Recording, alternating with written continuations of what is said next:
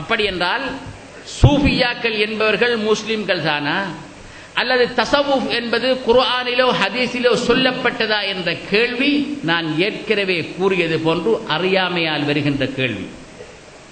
ஏனென்றால் தஸவ்வுஃபுடைய உலமாக்கள் சூஃபியாக்கள் சொல்லிக் கொடுப்பது எதை? The essence of Islam, how to be a Muslim. அதனால் தான் உலமாக்கள் அஹ்லு சுன்னா வல் ஜமாஅவிலே வந்த வாழையடி வாழையாக அன்றிருந்து இன்று வரை வந்த உலமாக்கள் என்ன சொன்னார்கள்? தஸவ்வுஃப் என்பதுதான் இஸ்லாத்தின் யதார்த்தம், தஸவ்வுஃப் தான் இஸ்லாத்தின் உயிர்.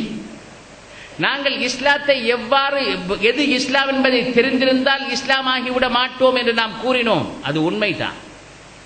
எவ்வாறு நாங்கள் முஸ்லிம்களாக வாழ முடியும் என்பதை தெரிந்து கொள்வதும் ஒரு வகையான அறிவுதான். ஆனால் அதை எவ்வாறு பிராக்டிஸ் பண்ணுவது, எவ்வாறு அந்த இஹ்லாஸுடைய நிலைமையை உங்களது உள்ளத்திலே ஏற்படுத்துவது, வரஐ எவ்வாறு ஏற்படுத்துவது, சிதுக்கு உண்மையான அந்த நிலைமையை எவ்வாறு ஏற்படுத்துவது. அல்லாஹுவிலே நீங்கள் உண்மையான தவக்குல் செய்தால் அவன் உங்களுக்கு கேளாமல் கொடுப்பான் என்று அல்லாஹ் கூறுகிறானே, அந்த தவக்குலுடைய நிலையை ஒருவருடைய மனதிலே எவ்வாறு ஏற்படுத்துவது, இதனை அவர்களிடமிருந்த அவர்களுடைய வாழ்க்கையின் மூலம் அவர்கள் பெற்ற அனுபவத்தினால் மக்களுக்கு சொல்லிக் கொடுத்தார்கள். இதுதான் இஸ்லாம், இதுதான் தஸவ்வுஃப். அப்படி என்றால் தஸவ்வுஃப் இந்திய தத்துவத்திலே இருந்து வந்த ஒரு விடயம், அல்லது கிரேக்க தத்துவத்தின் ஆதிக்கத்தினால் முஸ்லிம் உலகத்திலே ஊடுருவிய ஒரு விடயம் என்று கூறுகின்றது mere ignorance, அறியாமை. Because they didn't understand the essence of tasawwuf, they didn't know what is tasawwuf. Then tasawwuf is the art of transforming oneself. Tasawwuf is the science that teaches human being how to be a Muslim. Tasawwuf is the science that answers the question how to be a Muslim, while fiqh or Islamic jurisprudence or Islamic theology, these sciences are answering the question what is Islam in theory. What is the theology of Islam? Theologians will give the answer. What are the halals and harams in Islam? Fuqaha will give the answer. But all these answers will not do anything, will not help us. The important question to ask is how to be a Muslim. Here the answer comes from the Sufis.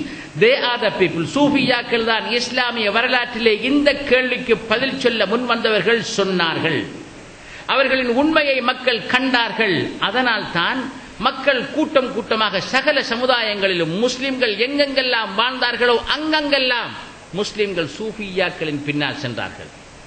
என்றால் அவர்கள் இவர்களை மனிதர்களாக மாற்றுகின்றார்கள். தகவல் புத்தகத்திலே இருக்கின்றது. இந்த ஆசிரியரை விட்டால் புத்தகத்திலே இருந்து பெற்றுக்கொள்ளலாம்.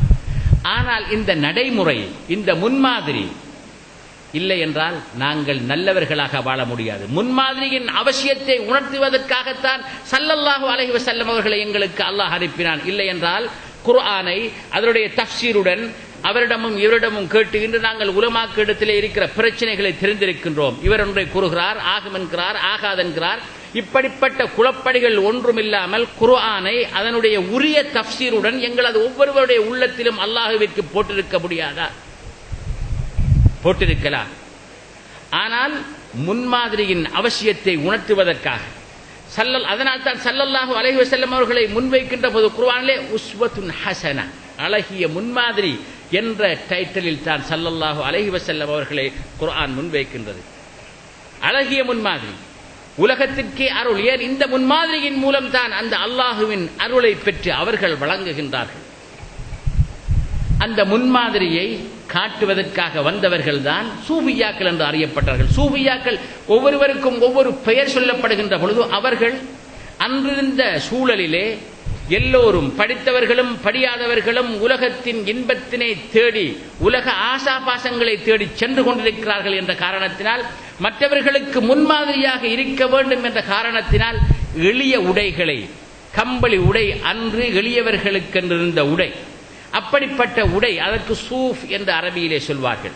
அப்படிப்பட்ட உடைகளை அவர்கள் அணிந்திருந்த காரணத்தினால் அவர்களுக்கு ஒரு பெயர் தேவைப்பட்ட பொழுது சூஃபியாக்கள், கம்பளி உடுப்பை ஆடையை அணிந்தவர்கள் என்ற பெயர் அவர்களுக்கு வந்ததே தவிர அவர்களது டீச்சிங்ஸை பற்றியோ அவர்கள் போதிக்கின்ற போதனைகளை பற்றியோ அவர்கள் காட்டுகின்ற முன்மாதிரியை பற்றியோ முஸ்லிம் உலகத்திற்கும் முஸ்லிம் மக்களுக்கும் சந்தேகம் இருக்கவில்லை. அதனால்தான் இன்றும் கூட எங்கெங்கெல்லாம் பெரியார்கள், ஒலிமார்கள், குதுமார்கள், கௌசுமார்கள் அடங்கப்பட்டிருக்கின்றார்களோ அங்கெங்கெல்லாம் அந்த இடங்கள் அல்லாஹுவினால் பாதுகாக்கப்பட்டு மட்டுமல்ல, முஸ்லிம் மக்களால், கோடான கோடி மக்களால் இன்றும் ஜியாரத்து செய்யப்பட்டு வந்து கொண்டிருக்கின்றன.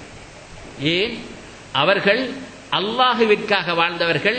அல்லாஹுவின் பால் மக்களை எடுத்துச் செல்வதை தவிர அவர்களுக்கு வேறு எந்த ஒரு நோக்கமும் இருக்கவில்லை. அப்படிப்பட்ட தகமை அவர்களுக்கு ஏன் கிடைத்தது? அவர்கள் நல்லவர்களாக வாழ்ந்ததனால். அந்த எஞ்சியிருந்த அந்த நல்லவர்கள் என்ன செய்தார்கள்? அவர்கள் அனுபவத்தின் மூலம் பெற்ற உண்மைகளை வைத்து வழியை காட்டிக் கொடுத்தார்கள். இதைத்தான் தரீகா என்றும் சொன்னார்கள். தரீகா என்றால் வழி. தரீகாக்கள் மற்றவர்கள் கூறுவது போன்று 6ஆம் நூற்றாண்டிலே அல்லது 7ஆம் நூற்றாண்டிலே ஆரம்பித்தவைகள் அல்ல.